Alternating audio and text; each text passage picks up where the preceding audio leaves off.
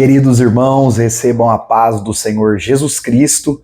Que alegria ter você mais uma vez aqui comigo no canal para juntos estudarmos, aprendermos um pouquinho mais da Palavra de Deus com as lições bíblicas da CPAD.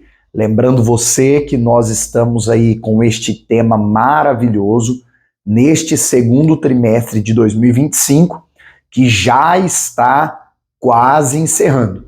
Então, se você ainda não é inscrito no canal, faça sua inscrição, clica aí embaixo no botão de inscrever-se, ative as notificações e acompanhe, fique sempre atento, porque nós estamos aí semanalmente aqui no canal com as videoaulas da EBD e dos cursos teológicos.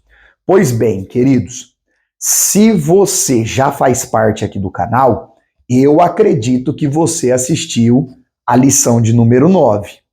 Se você não assistiu, link aqui na descrição, a hora que você terminar a aula 10, você corre lá para assistir a 9, que também está muito legal.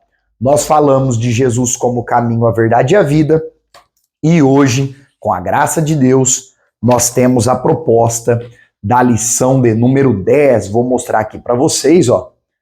A promessa do Espírito Santo. E eu já quero convidar você, hein?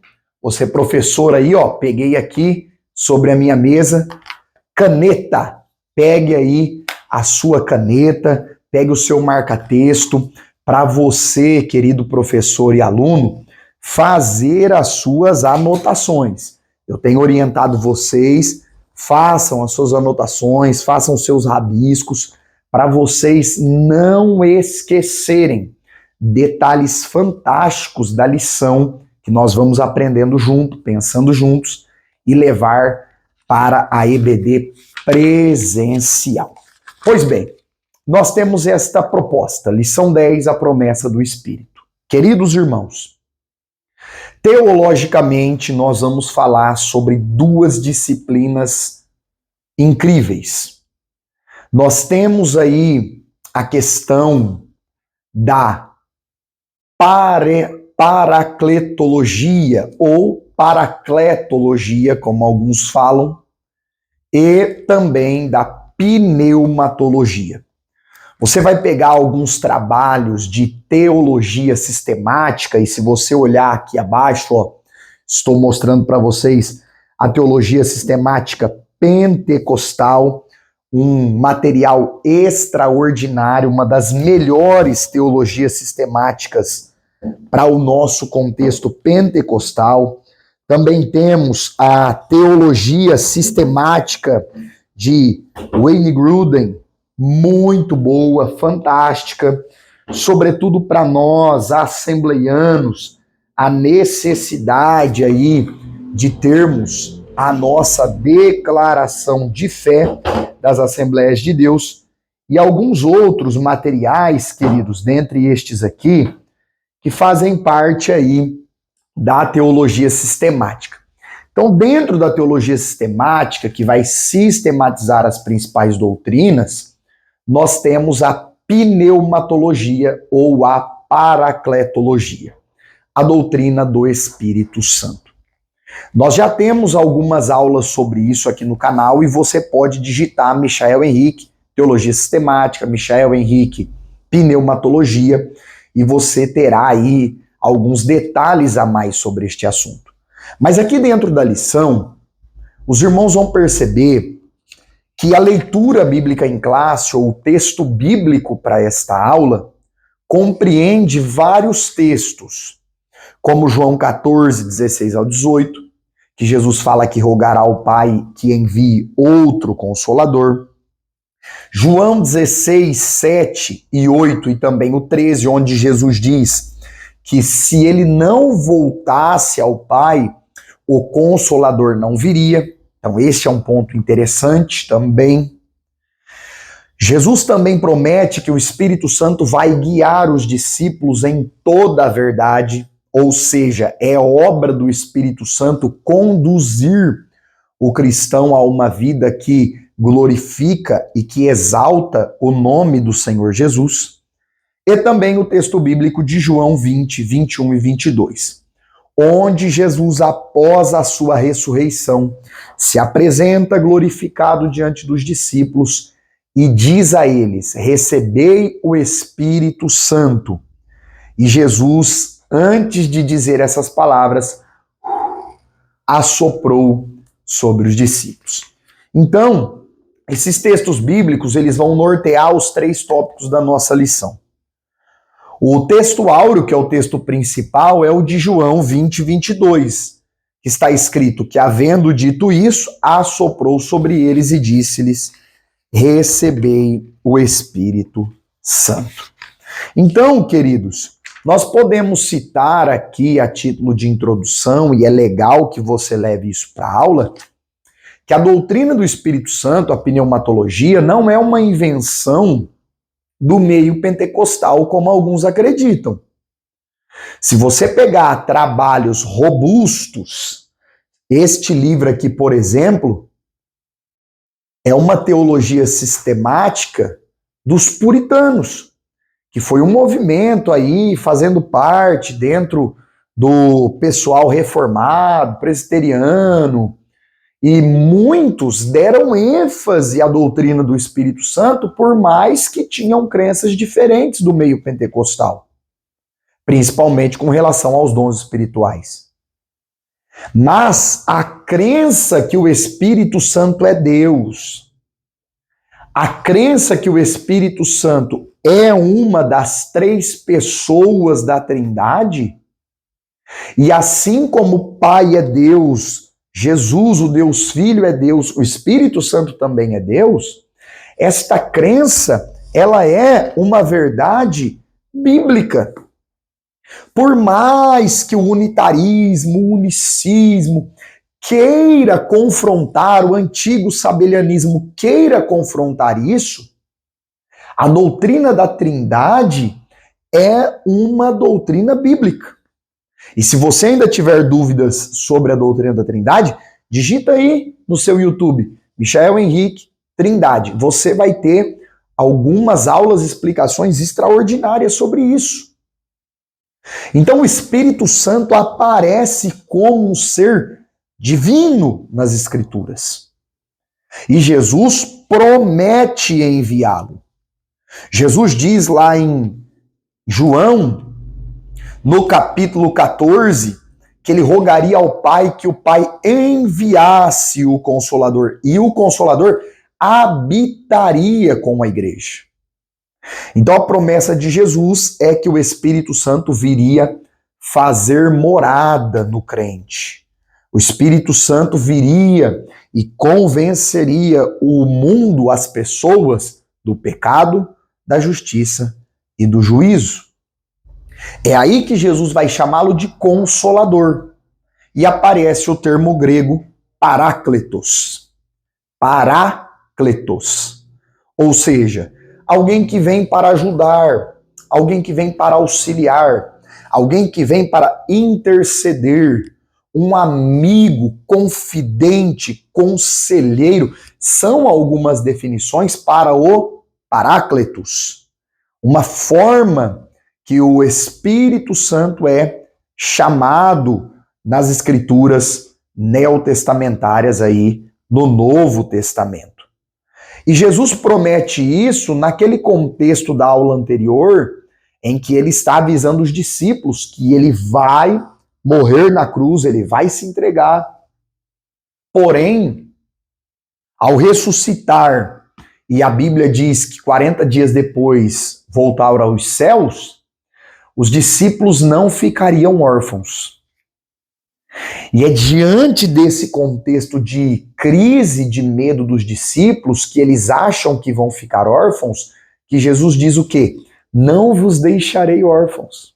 Ou seja, o Espírito Santo, o Espírito da verdade, ele virá e ficará com vocês. Glória ao nome de Jesus. Então aqui nós temos a grande promessa de Cristo. E estes pontos estão relacionados aí ao tópico 1 da nossa lição. Quando nós vamos ao tópico 2, nós vemos o contexto de Jesus em João 20. corpo glorioso, já ressuscitado, Jesus se apresenta no meio deles e diz o que para eles? Jesus faz uma ação, uma atitude diferente. A Bíblia diz que Jesus assoprou sobre eles. Essa expressão bíblica de assoprar, a expressão grega, a lição coloca aí para nós, enfrusal, irmãos, transmite a ideia do fôlego de vida lá de Gênesis capítulo 2, versículo 7. Transmite a ideia de que o Espírito soprou sobre os ossos secos em Ezequiel 37, indicando que o Espírito ele foi soprado por Jesus sobre os discípulos para trazer vida espiritual. Então aqui nós temos a perspectiva e a doutrina bíblica da regeneração. Quando o crente é selado pelo Espírito Santo. Guarde isso, professor, leve isso para sua turma. Todo cristão nascido de novo, verdadeiramente convertido, no ato do convencimento de pecado, da entrega do pecador a Jesus, acontece a justificação dos pecados pelo sangue de Jesus. E acontece a regeneração, o novo nascimento, em que o Espírito Santo é derramado, é assoprado, como essa expressão bíblica coloca, sobre aquela pessoa. É uma nova mente, é um novo coração. Era alguém que tinha prazer no pecado e agora recebe uma nova mentalidade. E ele passa a odiar o pecado, a lutar contra o pecado. Esta é a nova vida que Jesus ensinou a Nicodemos. Se não nascer de novo, se não for regenerado, não entrará no reino dos céus. Então, diante da nossa perspectiva teológica pentecostal, irmãos, uma obra do Espírito diferente de Atos 2. Lá em Atos capítulo 2, nós estamos falando, a Bíblia fala de quase 120 crentes que foram revestidos de poder, com a evidência das línguas estranhas, que já eram os salvos. Já tinham o Espírito Santo habitando neles. Então, o que a lição está mostrando, com base em João 20, é que quando Jesus assoprou o Espírito Santo sobre os discípulos, isso diz respeito à regeneração deles, ao novo nascimento, à transformação de vida. E ali agora eles são verdadeiramente salvos em Cristo Jesus. Verdadeiramente nascidos de novo. E Jesus disse para eles, Lucas capítulo 24, versículo 49, o que Jesus orientou? Ficai, porém, na cidade de Jerusalém, até que do alto sejais revestidos de poder. Perceba, Jesus diz que eles já estão vestidos. Vestidos com o que, irmão Micael? Com as vestes de Cristo, as vestes de salvação. Agora eles serão revestidos, vestidos sobre. Se você perceber aqui, eu estou vestido com uma camiseta azul clara e revestido com um blazer azul escuro. Jesus prometeu e orientou eles, fiquem em Jerusalém. Para quê? Para que do alto vocês recebam o revestimento de poder sobre as vossas vidas, que já estão vestidos com vestes de salvação e de justiça. Então nós cremos, irmãos, com esta base bíblica, que a obra do Espírito Santo de regeneração é uma. Acontece na conversão da pessoa. E a obra de ser cheio do Espírito com poder para testemunhar o Evangelho, Atos 1 e 8 mostra isso, mas recebereis a virtude que há de vir sobre vós, ser-me-eis testemunhas. São duas bênçãos diferentes. Legal? Até aqui tudo bem? Amém? Tá gostando dessa aula aí? Lembre de curtir o vídeo, compartilhar com alguém, deixe suas dúvidas, perguntas, comentários aqui abaixo. E no tópico 3, nós temos o texto bíblico de Atos 2.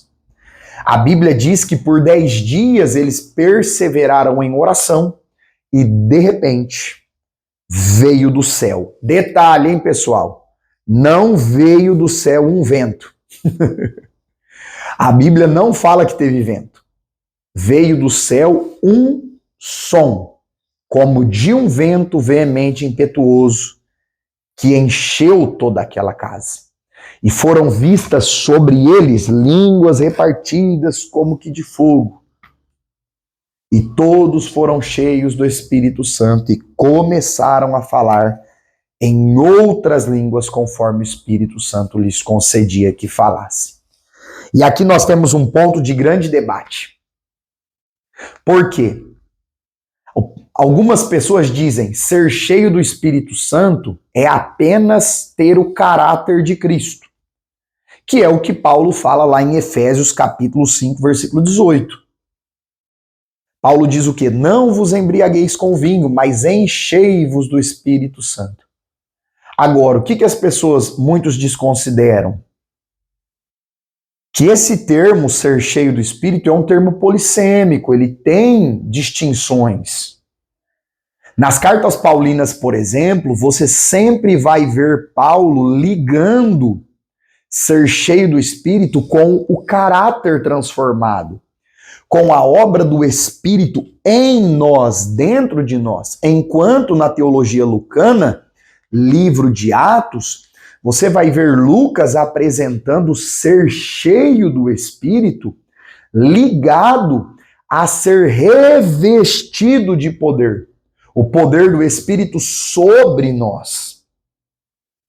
Então nós temos que considerar isso. E assim como em Atos 2, depois em Atos 9 em Samaria, depois em Atos 10 na casa de Cornélio, nós temos as pessoas sendo cheias do Espírito, revestidas de poder e falando em línguas estranhas. Então veja aí. Em Atos 2 está descrito que aqueles discípulos, aqueles quase 120 irmãos, começaram a falar em outras línguas. Não, Micael, línguas que eles conheciam? Claro que não, conforme o Espírito Santo lhes concedia que falassem.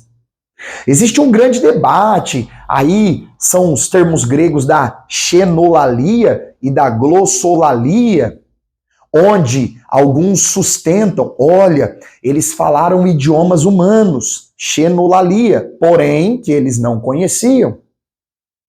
Outros dizem isso foi glossolalia, é um idioma que, ou idiomas, vários idiomas que não existem na Terra. Por mais que existe muito debate sobre isso, queridos, é um fato incontestável que a evidência inicial do revestimento de poder foi os discípulos falar em línguas que eram desconhecidas para eles. Nós temos sustentado isso na teologia pentecostal brasileira, sobretudo no nosso contexto, no nosso arraial assembleiano, porque a nossa declaração de fé sustenta isso. Apesar de existirem 4 posições, a primeira é dos tradicionais, os irmãos cessacionistas, que não acreditam nessas duas bênçãos diferentes, acreditam que a pessoa já é revestida no momento da conversão. Nós temos aí alguns carismáticos que dizem que a pessoa é revestida de poder quando fala em línguas no dia da conversão. Pode acontecer, mas não é necessariamente uma regra. Nós vemos isso lá na casa de Cornélio, por exemplo, em que Pedro prega e eles são revestidos de poder e são batizados no mesmo dia. Nós vemos aí também uma crença do antigo movimento Holiness, que é anterior ao movimento pentecostal da Rua Azusa, do pentecostalismo que chega no Brasil, onde o movimento Holiness surge lá meados aí dos anos 1800, 1900, sustenta que o cristão pode ter uma experiência sobrenatural e ser revestido sem falar línguas, ponto complicado. E nós temos aí a crença que sustentamos hoje, e foi muito ensinada lá em Topeka, em Kansas, nos Estados Unidos, veio aí com Parham, vem com William Seymour, vem com os missionários suecos aqui para o Brasil, Daniel Berg e Gunnar Wingre, em que os discípulos, os salvos, os crentes já regenerados, eles podem experimentar, devem buscar o batismo no Espírito Santo, revestimento de poder com evidência inicial em falar em línguas estranhas. Lá na carta aos Coríntios, Paulo corrige alguns erros e orienta os irmãos que falem em línguas. Ele não incentiva um culto desordeiro, um culto bagunçado, não é isso. Mas Paulo diz que quem fala em línguas estranhas edifica-se a si mesmo e em mistérios fala com Deus, ou seja, edificação própria. Então, se você, querido irmão, ainda não experimentou esta bênção e você tem crido, porque há base nas escrituras sagradas para crermos nesta verdade, busque, ore, creia, não tenha medo, se lance, se derrame na presença de Deus e creia que Jesus, aquele que batizou, continua batizando com o Espírito Santo. E você pode experimentar essa experiência maravilhosa na sua vida. Deus abençoe você. Se você chegou até aqui, muito obrigado pela sua presença. Lembre, se inscreva no canal, compartilhe esse vídeo. Dúvidas, perguntas, comentários aqui abaixo. Deus abençoe e até a próxima aula.